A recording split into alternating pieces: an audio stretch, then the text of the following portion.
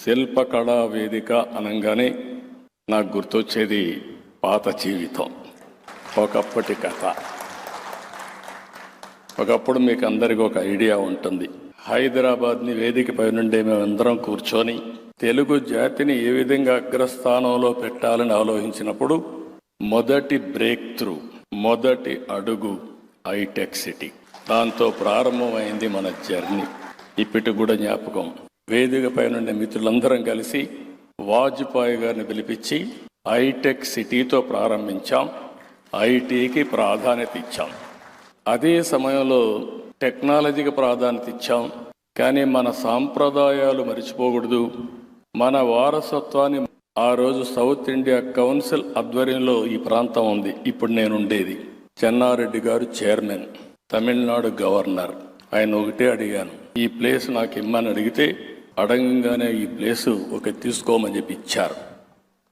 అక్కడి నుంచి అంత మునుపు మీరు చూస్తే రవీంద్ర భారతి ఒకటే ఉండేది. మనకు చిన్న హాల్, ఇమ్మీడియట్గా ఒక కాన్ఫరెన్స్ హాల్ కావాలని శిల్పకళా వేదిక, శిల్పారావం ఈ రెండు కూడా అభివృద్ధి చేశాం. ఒక పక్క హైటెక్ సిటీ, ఇంకొక పక్క చుట్టుపక్కల ఐటీ కంపెనీలు, మధ్యలో మన సాంప్రదాయాల్ని ఎప్పటికీ గుర్తుపెట్టుకునే విధంగా శిల్పకళా వేదిక, శిల్పారావం ఏర్పాటు చేశాం. అవి చూసిన తర్వాత అనిపిస్తుంది, ఈరోజు తర్వాత చాలా డెవలప్మెంట్ జరిగాయి. బిల్ క్లింటన్ వచ్చినప్పుడు 2 నగరాలుంటే ఈ 2 నగరాలకు 3వ నగరాన్ని యాడ్ చేయాలని హైదరాబాద్, సికింద్రాబాద్కి అదనంగా సైబరాబాద్ నగరాన్ని కూడా నామకరణం చేసి ఈరోజు సైబరాబాద్ని తీసుకెళ్ళాం. ఈరోజు ఇవన్నీ చూసినప్పుడు ఒక ఆనందం, ఒక తృప్తి. రాజకీయ జీవితాల్లో ఏ వ్యక్తికైనా కావాల్సింది మనం చేసిన పనులు శాశ్వతంగా ప్రజలకు ఫలితాలు ఇచ్చినప్పుడు దానికంటే మించిన ఆనందం ఏది ఉండదని మరొక్కసారి మీ అందరికీ విజ్ఞప్తి చేస్తున్నా. తెలుగు జాతి చరిత్రలో ఒక ప్రత్యేకమైన స్థానం ఉంది. మనం అనేక సందర్భాలు చూసాం.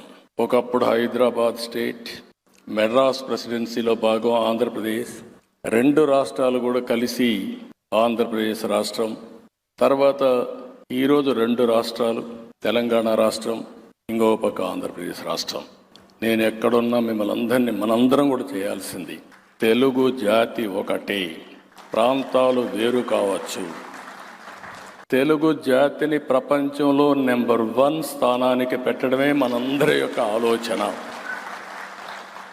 రాజకీయ పార్టీలు వేరు కావచ్చు, రాజకీయాల్లో కొంతమందికి అవకాశాలు వచ్చినప్పుడు వాళ్ళు పనులు చేయొచ్చు. ఈరోజు మనం గుర్తుపెట్టుకోవాలి, పివిఎన్ నరసింహారావు గారు ఈ గడ్డ మీద పుట్టిన వ్యక్తి. ఆర్థిక సంస్కరించి దేశం యొక్క దిశ మార్చారు. ఇవన్నీ మనం గుర్తుపెట్టుకొని భవిష్యత్తులో కూడా తెలుగు జాతిని నెంబర్ 1 చేసే విధంగా ముందుకు పోవాలని మరొక్కసారి కోరుకుంటూ, ఈరోజు ప్రపంచం, నాకు ఏ డౌట్ లేదు, ప్రపంచంలోనే భారతదేశం నెంబర్ 1గా తయారయ్యే రోజులు తొందరలోనే ఉన్నాయి. ఇండియన్స్ ప్రపంచం మొత్తానికి నెంబర్ 1గా ఉంటారు.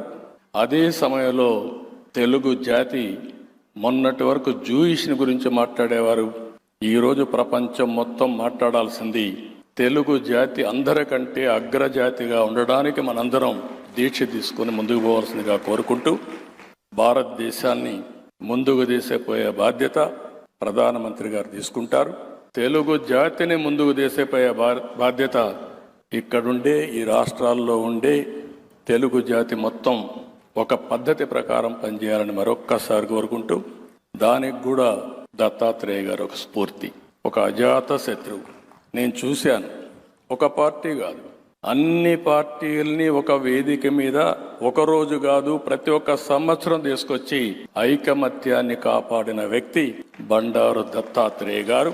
ఆ ఐకమత్యంతోనే మనందరం ఒకటిగా ముందుకు పోవాలని మరొక్కసారి విజ్ఞప్తి చేస్తూ అందరికీ నమస్కారాలు. జై హింద్.